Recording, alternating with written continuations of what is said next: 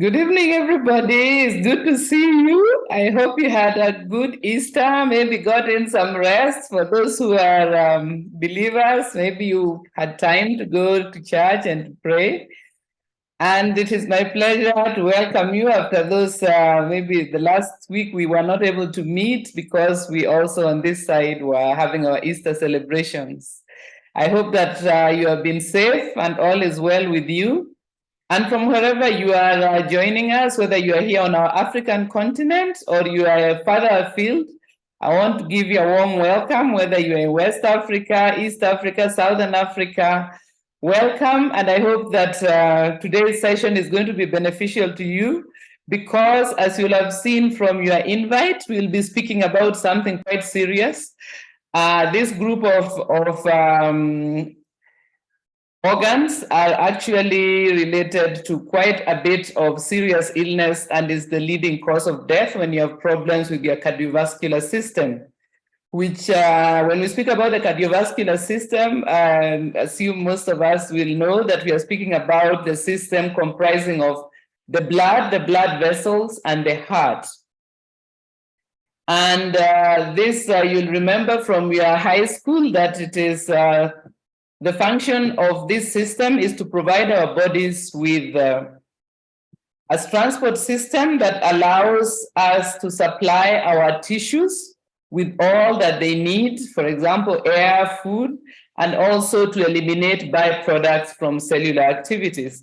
So that is what is going to be our the product session for today. And as I've said, we have got products that are very helpful in this area, as well as the fact that it's the area where we often find many people are having problems. And just to mention that the people of African race and Asian race seem to be quite affected by certain aspects of cardiovascular health. So just to let you know that something like high blood pressure is much more common amongst people of who originate from our continent, as well as people of Asian origin. And this means that we need to pay keen attention to the health of our cardiovascular systems. So the heart, as we know, is a muscular pump whose function is to pump blood throughout the circulatory system. It works continuously throughout the lifetime. And I think all of us know that we can be alive and still be brain dead. But the moment our heart stops working, it's a signal that we have reached the end of the road and we are moving on. So the heart is hardworking and works for a lifetime. Then the blood vessels are an intensive network of elastic tubes through which the blood travels all over the body. So moving on to the next session, I just wanted to explain some terms which maybe we hear and may not be quite clear as to the differences between them. You may have had people or a doctor speaking about heart failure. So heart failure does not mean that the heart is no longer working or has failed. It means that the heart's ability to efficiently pump blood throughout the body at correct pressure is diminished. So the heart is struggling to provide the efficiency that the body requires. So that is referred to as heart failure. Then we may have heard the term heart attack. When we speak of heart attack, it refers to a sudden interruption in blood flow into the heart. So the heart itself requires its own blood supply because it too is a muscular tissue which requires oxygen, it requires raw materials for energy production. And if the blood flow to it is interrupted, then that is when we say there is a heart attack. Then the third one is cardiac arrest, which maybe we have also come across. And this is when the heart suddenly stops. This is quite a serious matter. It's where now there is no response, breathing stops, and everything actually stops. So it's good to know the differences between these, especially to avoid panic, because sometimes we may mistake that heart failure is the same thing as cardiac arrest. Of course, they are all very serious, and in most cases, they are emergencies, but I think it's a good thing to know the difference between them. Then now I want to turn my attention to high blood pressure and blood pressure specifically. So, of course, blood is always flowing under pressure because, as we say, the heart is a pump and it pumps blood through tubes. The tubes are elastic, they are not stiff like water pipes, but of course the elasticity can change. There can be a reduction in the elasticity. So when we speak about about blood pressure, we are speaking about the pressure exerted by the blood as it flows through the blood vessels. And chronic high blood pressure is a leading cause of the cardiovascular problems that we are speaking about. In fact, I think we should take it as a warning signal that things are not working quite as well as they should, and we should start taking measures. So sometimes, quite a bit of time, there may be no sign that we have high blood pressure initially because there are levels of high blood pressure. But as the pressure goes further and further away from normal, we may start having some symptoms, but some people do not get any symptoms. So the best way to find out would be, especially if you have a familial tendency towards excessive high blood pressure, then it would be maybe to stop at a pharmacy or to get one of those cuffs that you can use to monitor your own blood pressure. The organ that is actually involved in maintaining normal systemic blood pressure is the kidney. So we see here we have the kidney also taking an important part in the circulatory system. And this is the kidney does its regulatory job by regulating the volume of blood that is in circulation, as well as the pressure it exerts on the walls of the blood vessels. So what happens here is that the kidney does some of the work, and some of the work is done by hormones which signal to the blood vessels either to become wider or to become narrower. So for this reason, it means that problems of excessively high blood pressure can actually originate from problems to do with the kidney. And of course, we know that all these tissues are actually connected. So not one of them is separate from the other. So as I said, the blood is always flowing under pressure, but this is normal pressure. However, during periods of stress, let's say just ordinary stress, let us say, for example, we have a couple who are expecting, and then this is maybe their first child, and the woman goes into labor. Of course, there will be quite a bit of panic because it's a new thing and it is a bit frightening, and they may have some stress. So this is normal stress because of a situation that is taking place. And what the body does in response is to signal certain hormones to be produced, like adrenaline and so on, which then signal to the heart to beat faster and harder. It signals the blood vessels to open wider so that blood flows faster and at a higher pressure. This is a preparation for responding to the emergency. So our bodies are well equipped for responding to emergencies, and this is a normal thing. Once the emergency has been dealt with successfully, then what will happen is that these hormones, the stress hormones, are going to subside, and the things are going to return to normal. The blood pressure will drop, the heart rate will drop, and things will calm down. This is not a problem. It is a way in which we have evolved in order to be able to deal with the ordinary stresses that we find in life.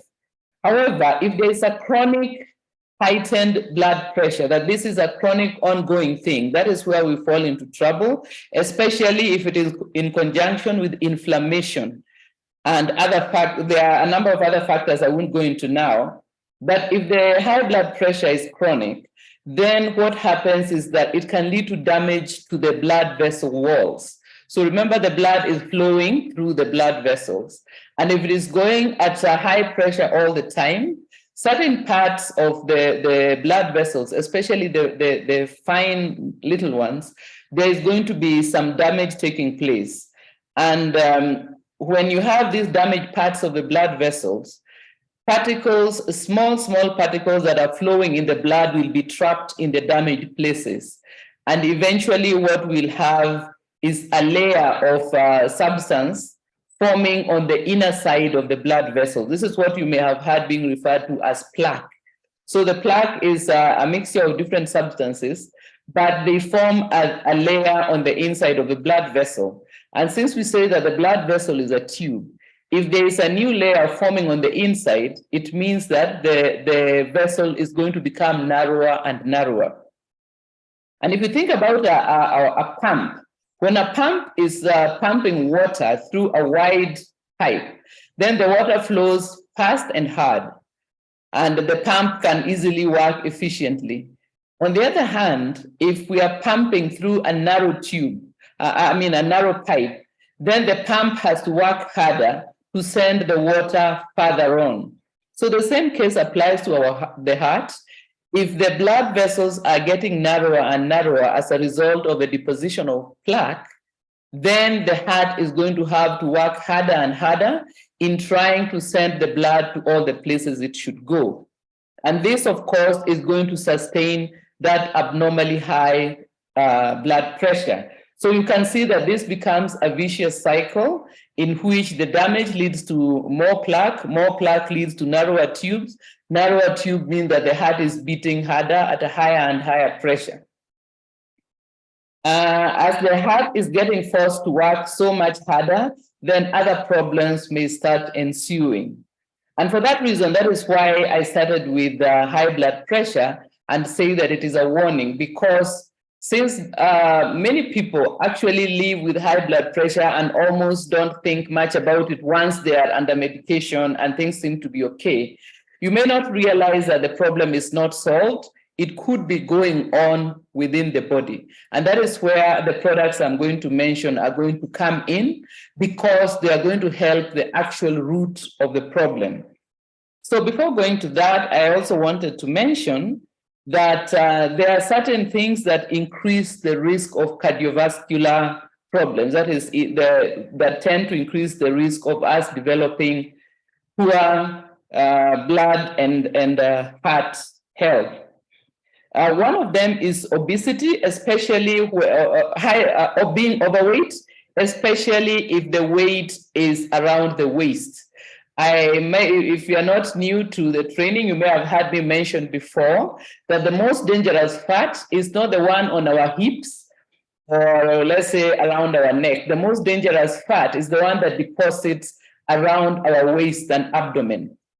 So that is why measuring your waist circumference is a good way to gauge whether we are having dangerous fat. So the waist circumference more or less should be half the length, your height. So if you measure your height, the waist should be half of that measurement. And that should tell whether the fat is being deposited around the abdomen or it is deposited in the less harmful areas like under the skin or around the hips and so on. So the reason why this fat in the middle of the body is dangerous is because it forms a coating around the many important organs that are found in our abdomens. They are, for example, we know our heart is there, our liver and all these are there. But in addition to that, the kidney is also in that area. And what is going to happen is that the fatty tissue is going to compress the kidney and interfere with its function of regulating blood pressure. So this can actually lead to the blood pressure becoming abnormally high. It can also, the visceral, that is the fat in the middle of the body, can also interfere with the hormones which signal to the blood vessels and the blood to be under normal pressure. So that is being overweight, especially if the weight is around the waist, that is the most problematic. Then the other factor, the risk factor, is diabetes and prediabetes, which we often speak about. And this one is, of course, associated with having an abnormally high amount of blood sugar.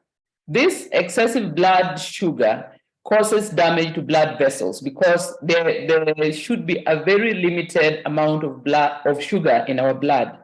And so if we have abnormally high blood sugar, it contributes to the damage to the blood vessels, which we already said can be caused by other factors. Then it also deteriorates the quality of the blood itself.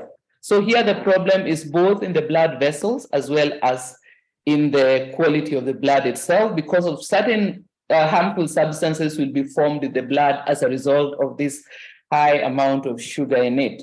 So that is the second factor. The third factor is a sedentary lifestyle. That is, we spend most of our time seated and not moving. This, of course, is not our normal way of being. And that means that we should be deliberate in trying to incorporate activity in our lifestyle. Even if our job requires us to spend long periods seated, we should from time to time get up and stretch and move around. And maybe if possible and is recommended, we should try to include some exercise in our lifestyle if our job does not involve a great deal of movement.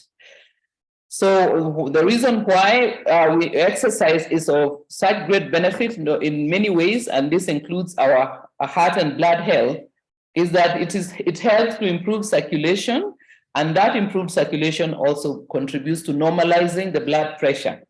It also helps to normalize blood sugar and other things, such as it helps the heart to be stronger, especially if we are doing some brisk exercise. And we know that some exercise will help us to cope better with stress.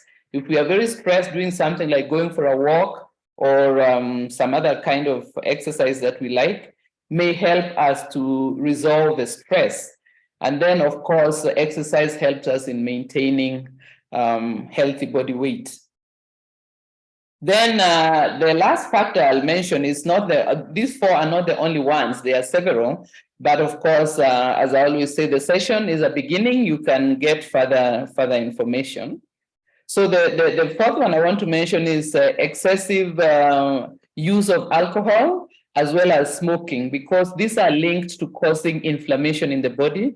And when there is this type of inflammation, it worsens the problems, especially those to do with the blood vessels that I spoke about. It will worsen the tendency to form plaques and so on. So those are some of the factors that can put us in the danger of having heart and blood problems. And then, of course, on the other side, we know from the many times that I've mentioned this, we should cultivate a lifestyle that supports our general health, because that will also support our heart health. And this will involve, as usual, a healthy diet with nutritious, minimally processed foods. Especially, we should pay attention to the quality of carbohydrates that we take. If they're excessively refined, they can make it easier for us to lay fat around our waistline. Then, of course, exercise, maybe for at least 30 minutes a day, maybe 3 times a week or so. This will improve things for us in the many ways I've just mentioned. And then, as much as possible, we should protect our sleeping time, 7 to 8 hours, as I also have mentioned before, and also to reduce or eliminate harmful habits. So harmful habits can be smoking, can be junk food, and can be physical inactivity and other things. So by cultivating these factors that we know very well about a healthy lifestyle, we are going to support our heart health as well. But our points here now, we go on to the Neolife products and how they play a part in helping us to maintain good heart health, heart and blood health. Now, remember that, of course, our products can help when we already have a problem, but it is even better if we are preventing the problem before it starts or before it becomes severe. Preventative actions usually have a better chance of success than actions that are taken once the problems are entrenched. So the first products that I want to mention here is omega-3 salmon oil.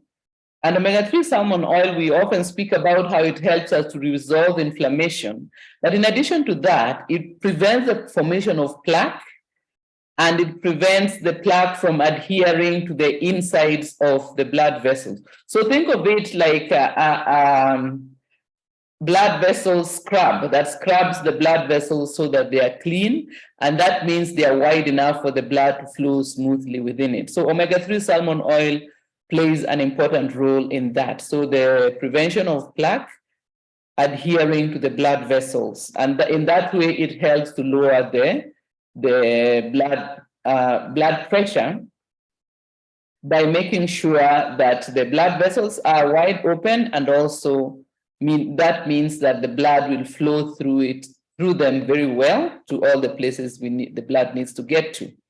Then the second one is lipotropic adjunct. So lipotropic adjunct is a combination of certain nutrients, of which we also have some of the vitamin B family, and it helps to prevent the accumulation of fats in the blood. And these fats are some of the particles that I was saying, when they are in the blood, they get trapped in the damaged parts of the blood vessels and then start the formation of plaque. So lipotropic adjunct is going to prevent those processes that lead to the formation of plaque. And that way it works hand in hand with omega-3, which I've just mentioned. And you'll see that often the products work hand in hand together, because our products come from different sides to deal with the problem. And that way you get a better resolution. It might take longer than the normal medication, but remember, our aim is to get to the root of the problem. So that is lipotropic adjunct. And then we have garlic allium complex, which prevents the production of the hormones that signal that the blood vessels should get constricted.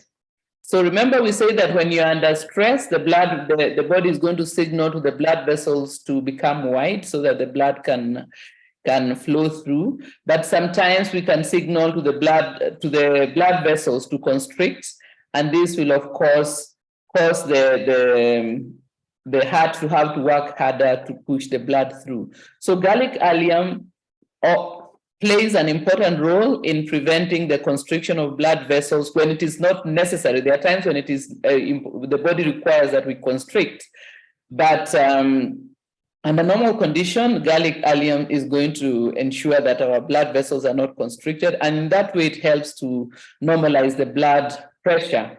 Garlic allium also is important for maintaining good quality blood. Then next we have coenzyme Q10, which helps. Now we have spoken about these 3 fast supplements. These ones work more in the blood and in the blood vessels.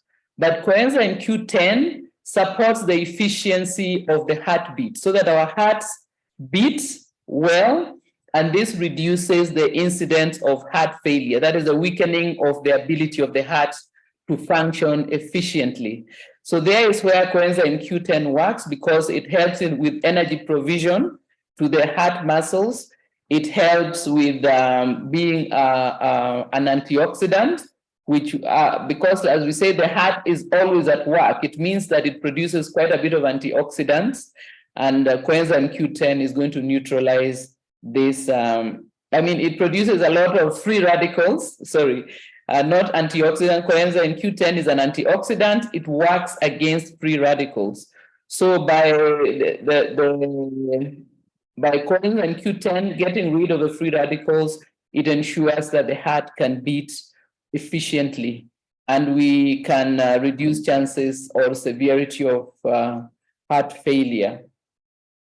Then the next one is magnesium, which we now have as a standalone supplement. And this one helps regulate the heartbeat rhythm so that it ensures that we do not have irregular heartbeat.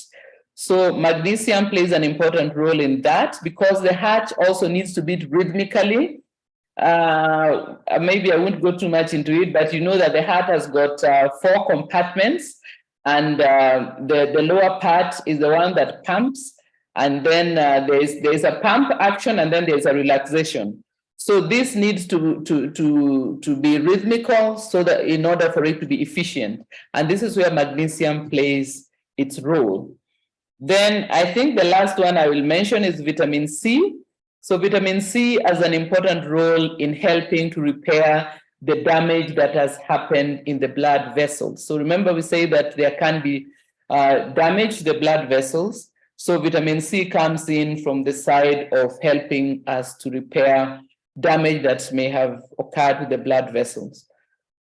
So I think just to say that by using the supplements, by adjusting the lifestyle, and by educating ourselves more and more, we can ensure that this hard-working system that is very important to us is kept healthy and working very well, because as I said, when this system stops working, especially the heart, then we know that serious things have happened.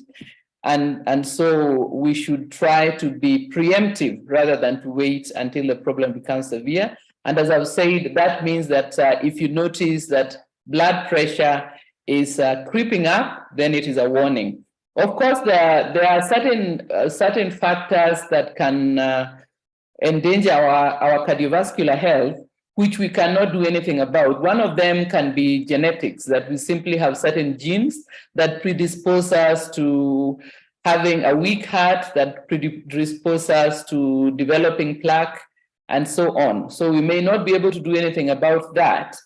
Another that we cannot do anything about is our age, because as we age, then our blood vessels may become less elastic. And of course, our tissues may also be not working as well as they did initially. So this we cannot do anything about. But again, as I always say, the fact that we have a loaded gun does not mean we have to fire it. We can make it safe by taking the measures that I've mentioned. And I see I've got, let me see if I have some questions here. I have a question about stroke. So a stroke is similar to a heart attack. Remember, I mentioned a heart attack. The only difference is that the stroke happens in the brain. And this means that it is a result of abnormal formation of blood clots in the blood vessels. Ideally, blood clots should not form inside the blood vessels. Inside the blood vessels should just be liquid blood that is moving along. And the healthier the blood, the less likely it is to form clots. But if this happens as a result of damage or as a result of unhealthy things in the blood, then the clot can lodge in a significant place. So in the case of a stroke, is that it will block blood vessels that supply the brain. And of course, this can lead to various degrees of trouble. It can lead to our losing some of our functions. For example, there can be a weakness on one side of the body. We can lose eyesight. We can lose the ability to move certain parts of the body, and so on. So unfortunately, once the stroke has happened, there's nothing we can do. The next important thing that can be done is to prevent further strokes from taking place. And this is why I'm emphasizing prevention. So the stroke deals with our making sure that our blood itself is in good condition, as well as the blood vessels. So to help with that, from the Neolife side, we'd recommend ProVitality, because we know ProVitality will contain omega-3 salmon oil. It will also contain something like carotenoid complex. All of these are going to be helpful. And then we also would add the lipotropic adjunct, vitamin C. And I would also say that we can add on there also something like coenzyme Q10, especially if the person also is having issues to do with the heartbeat. So I think that is the only question I'm going to touch on, but just to encourage you to get the information out there, because as I've said, cardiovascular problems are the #1 cause of death in all over the world, out of all the things. And remember, this is not the result of an infection, it's a result of something that is happening within our bodies, and to a large degree has something to do with our lifestyle choices. So by making better lifestyle choices, by educating ourselves and others, we can actually ensure that our hearts, our blood and our blood vessels, as well as our kidneys, are in good health. And things like diabetes, which we'll have a topic about later on, should also be resolved, because as you can see, all these problems are linked to one another. And the good health of one system leads to the good health of other systems connected to it. So I want to thank you very much for your attention this evening. I hope that you have found the session beneficial, both to yourself in your private capacity, in your good health, as well as to those in your circle of influence, and also to position yourself as a distributor of Neolife products on how you can increase your sales and how you can increase the good health of those people who you come across in your life. Thank you very much. I want to hand you over now to Pascal, who is ready to do the next session, and wish you a good evening. Thank you very much, Betty. I saw there are lots of questions coming in there. What I'll do, I'll just take a photo of some of these questions, then maybe Betty can address them during the next session.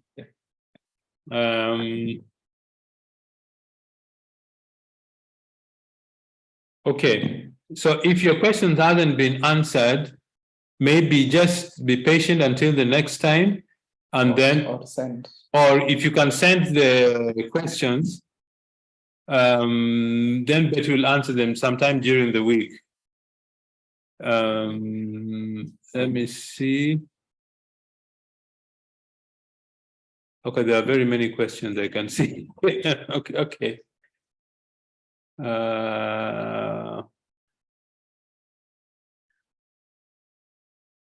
Okay, somebody is saying, is it possible for Madam Betty for doing a whole 1 hour session on Thursday? Okay. We'll think about that and see which one is the more practical thing to do.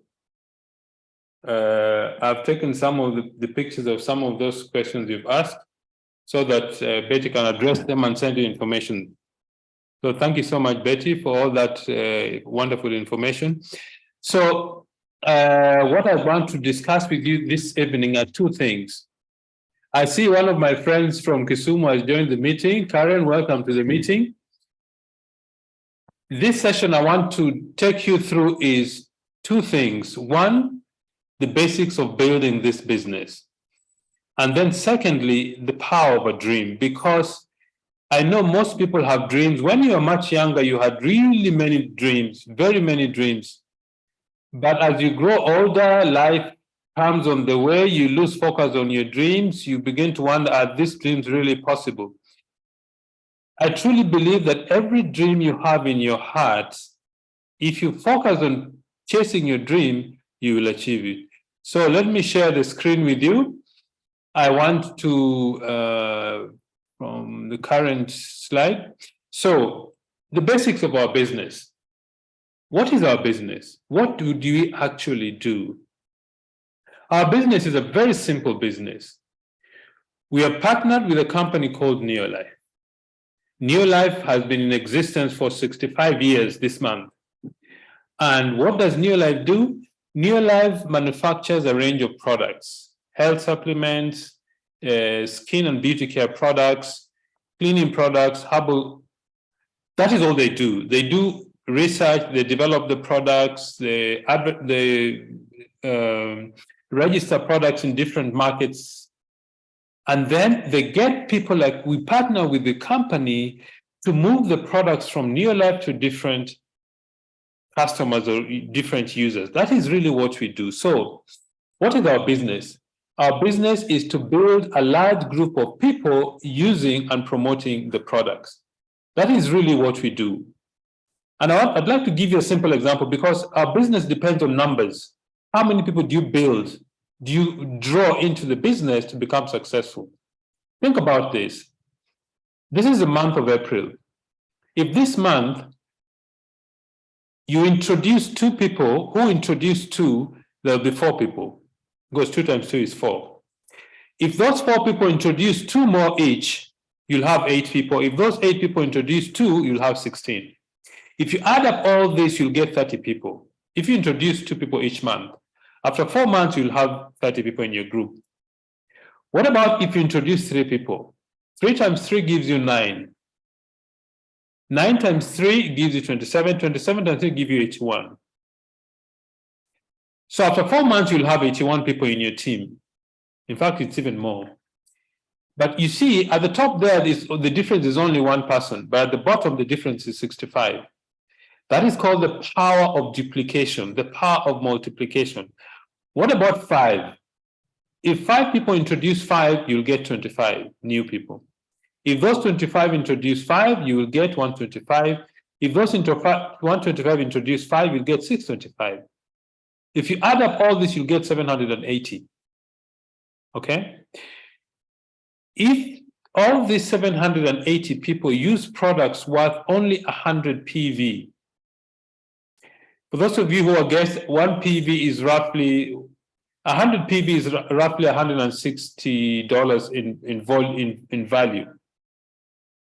That is the power of duplication. Duplication simply means you teach other people to do what you are doing. So, what are the basics of our business?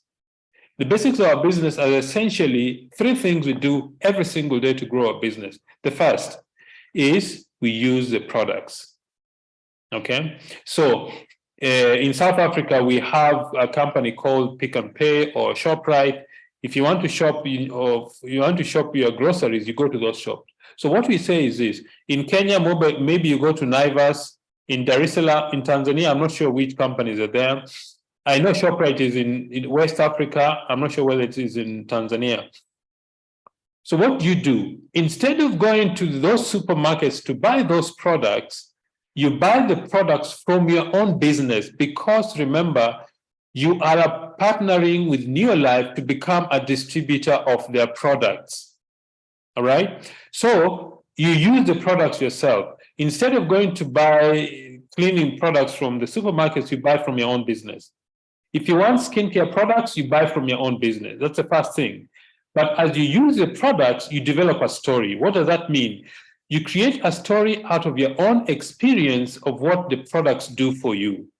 So remember, one of the most powerful things you're going to do is to create your own personal story. All right? The second thing we do in our business is we share the business. We share the business and we share the products. Sharing the business simply means you introduce other people to be users and promoters of the products. In the previous page, you saw me talking about 3 times 3 times, which is 9, 9 times 3 is 27, 27 times 3 is 81. That is what we mean. You introduce other people to be users of the products. Some people will not be interested in the business. These people become your customers. Because they're not registered, they buy the products from you and you make a profit from them because they're not registered. If you're registered, you buy at a discount of roughly 20%. That's the second thing we do. The third thing we do is personal development. What does that mean? Personal development means you take time to improve your skill, to improve your knowledge, to improve your attitude so that you can become a successful business person. All right? And there are 3 aspects of becoming personal development. One is called external mastery, which means you need to develop specific skills to build your business. The first is prospecting. Prospecting means you start looking for people to join the business.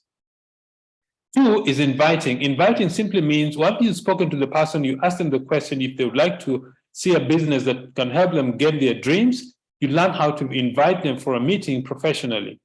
Number 3, you learn how to explain the business or share the business or do the business presentation.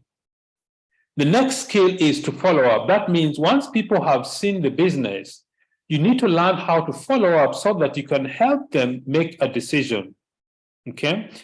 Remember, the key thing about our business is educating people about our business and products. Okay? And then you need to learn how to start new people in the business. You need to learn how to promote events. These are called external mastery. These are things you need to know, skills you need to develop. But then there is the internal mastery, which is the second aspect. Internal mastery simply means that you create a vision or a purpose and build confidence in yourself. You know, I want to suggest to you that every single thing you have at the moment, this laptop I'm using, the phone probably you're using to attend this meeting, the car that you rode on today, the house that you're living in today, the clothes that you wear, all those things started from somebody's vision. It started from somebody's dream. Somebody used their imagination to think about what they want to develop, and then they got physical material and built together what we have at the moment. That's what the power of a dream is. When you have a vision of how you want your future to be, nothing can stop you from becoming successful. And internal mastery simply means you need to create a vision for yourself, hold on to that vision, and as you build confidence in yourself, you will find that things began to change that helps your vision to become true. And then the last aspect is leadership. Now, let me go to how the basics of the business is. I remember when Betty and I started the business 27 years ago, the first training we went to, we were told the sponsoring process. Sponsoring, what does it mean? In our business, sponsoring means to introduce somebody into the business, hold their hand, guide them until they become successful. That is what sponsoring is. Sponsoring doesn't mean giving money. I made this mistake once. Somebody told me that they want me to sponsor them. I said, fantastic. But what they meant is that they wanted me to give them money to start the business.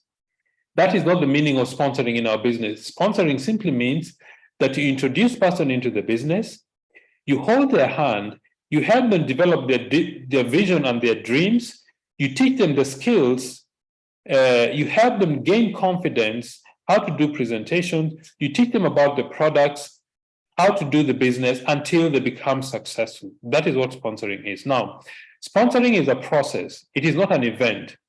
And it is this process. Number one, the first thing you need to do if you're starting the business, write a list of people that you know. That's the first step. And I would suggest write at least 100 names. Why 100? Because not everybody you're going to speak to will see the value in the business. You know, it took, after Betty and I started the business, it took us 2 days to decide.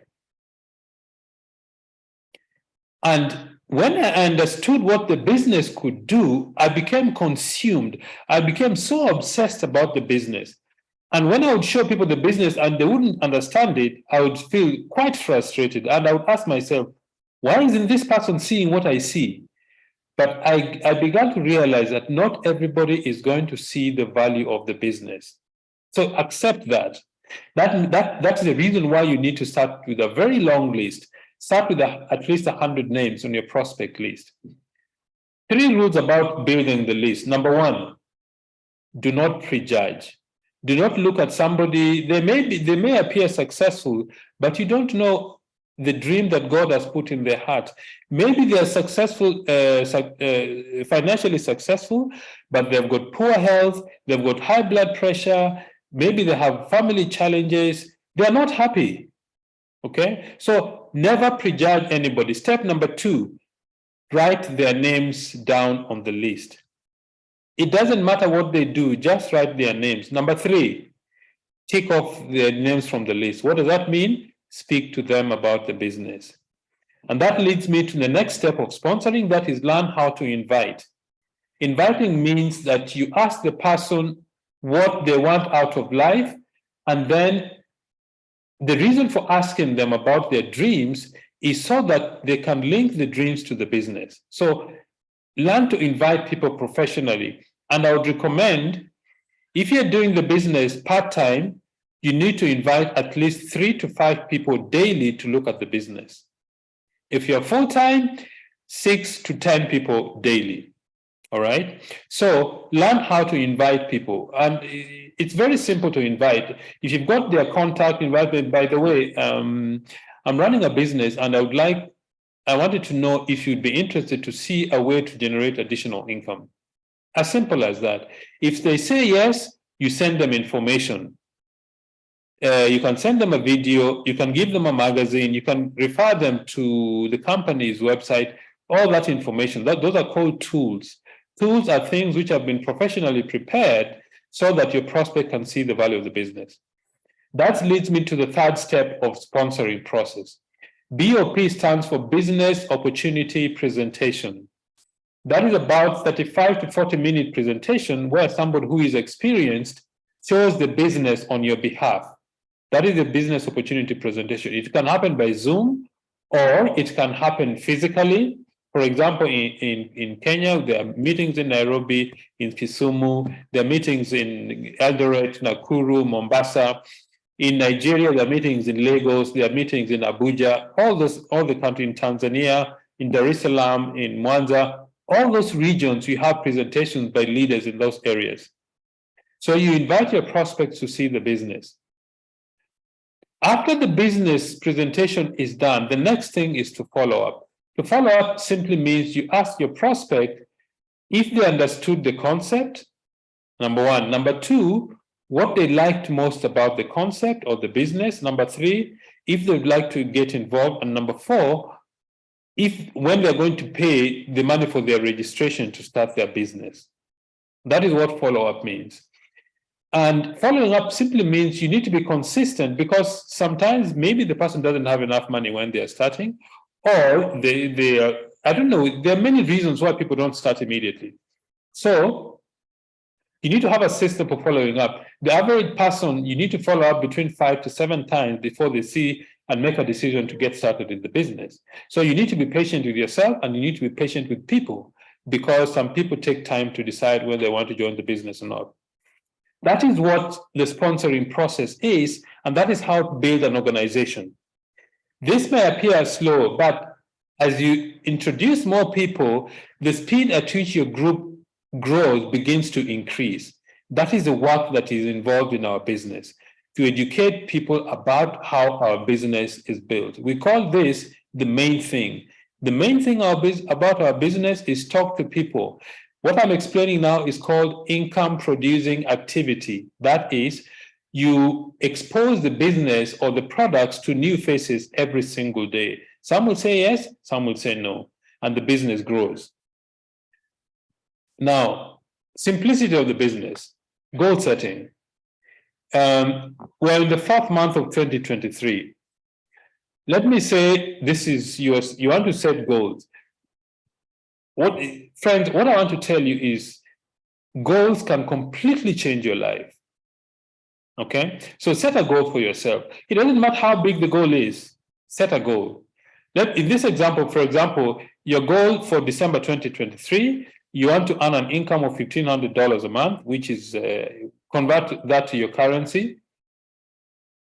Then, once you set the goal to become a SAPA director by December, the next thing is you need to have a game plan. The first 90 days of building your business, you have to focus on building the business, either part-time or full-time. I would recommend part-time first, because you don't stop your current source of income. You need money to live on. So set 90 days as your first important way you want to really build the business seriously. Okay? And then as you sponsor people in the business, as you introduce them to the business, identify serious people who really want to build this business. Okay? And then reduce this 90 goals to monthly goals. That is the number of people you want to introduce to the business. You have a list of 100 people plus, and you want to sponsor these people. That means you introduce them to the business. These monthly goals must be reduced to daily goals. You see, I'm sure all of you who are attending this presentation, at least you ate something today, or you took a shower today. That's why you look clean. You see, if you want to know your future, check your daily habits. Just check what you do on a daily basis. From the time you wake up until you sleep, ask yourself, have you read any good books? What kind of people have you spoken to? Have you read good material? Have you done something that leads you step by step to your goal? Okay? Show me, if I stay with you for 2 days, I'll be able to tell you with reasonable accuracy where you're going to be in 5 years. It is very simple, because human beings are creatures of habit. Okay, so daily goals. Daily goals simply means how many people are you speaking to about the business? How many people are you speaking to about the products? Which books are you reading? Are you visualizing how you want your future to be? Then read books daily. That is so. If you read a book for 15 minutes every day, after 1 year, you'll have read 20 books.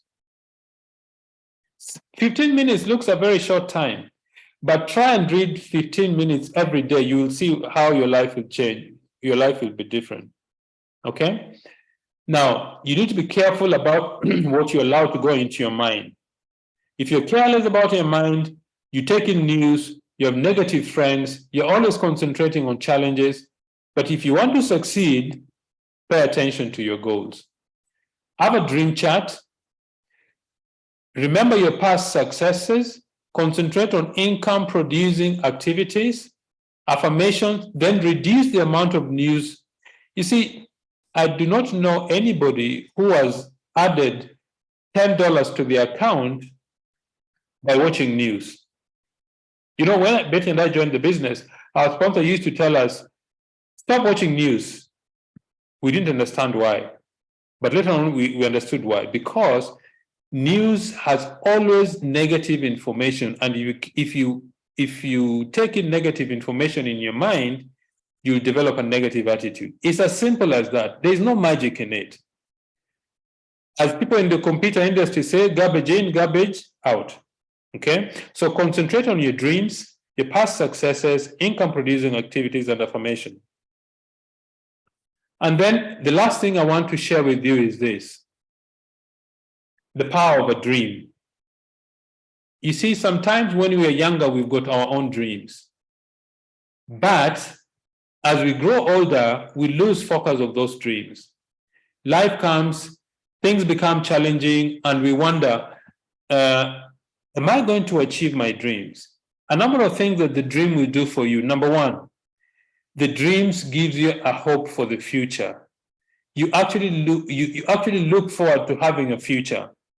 So number one, the dreams helps you to have a better future. And number two, dreams give power to the present life. You see, the people who've got dreams can undergo incredible amount of challenges. Why? Because they are fighting for their dreams. Okay, I have read and studied very successful people, and some of them have undergone very, very challenging times. Okay, so dreams helps you to gives power to the present. Dreams also helps you to prioritize things, because when you have dreams, you're aware how you're going to spend your time, so that you don't waste your time with things which do not lead you to your goals. Dreams also helps you to become stronger in your attitude. The other thing about dreams that I have found is that when we have dreams, we tend to attract the right kind of people to our lives that helps us to go after our dreams. When you have a dream, your perspective about challenges change. As I was reading the story of one of the greatest orators in the Roman era, Demosthenes. He had a very serious stuttering problem, and people used to laugh at him when he would try and speak. But he was obsessed about becoming a speaker. So what he did, he would go to next to the sea, and he would put marbles in his mouth and try speaking to break that to break the stuttering problem. He kept doing that, and Demosthenes became one of the greatest orators of the ancient world. Another example, Michael Jordan. When Michael Jordan was in high school, he wanted to be a member of the high school basketball team. But he wasn't good enough, and he was left out of the team. He went to his room and he cried. He cried almost the whole evening. And he made a commitment that he's going to start practicing. He would practice shooting the basket 100 times without missing. If he shoots 98, 99, and he misses just one, he starts from zero. So he did it so many times that he would be able to close his eyes and actually shoot. That's the power of a dream. Chu Jung-yoon, that is the founder of Hyundai, was illiterate. He had up to standard 6 education. And he lived in a village. And when he escaped to the city, twice his father went and brought him back to the village. But he was not satisfied with living in the village. Eventually, he escaped and went to Seoul, Korea. And there he started selling. The first person he met was he was given the job of selling grains. He had never ridden a bicycle before, so he was given a bicycle to deliver grains. He spent a whole night practicing how to ride a bicycle. Within 2 months, he was selling more grains than any person in that organization. Eventually, he started a workshop, built a vehicle manufacturing company, Hyundai.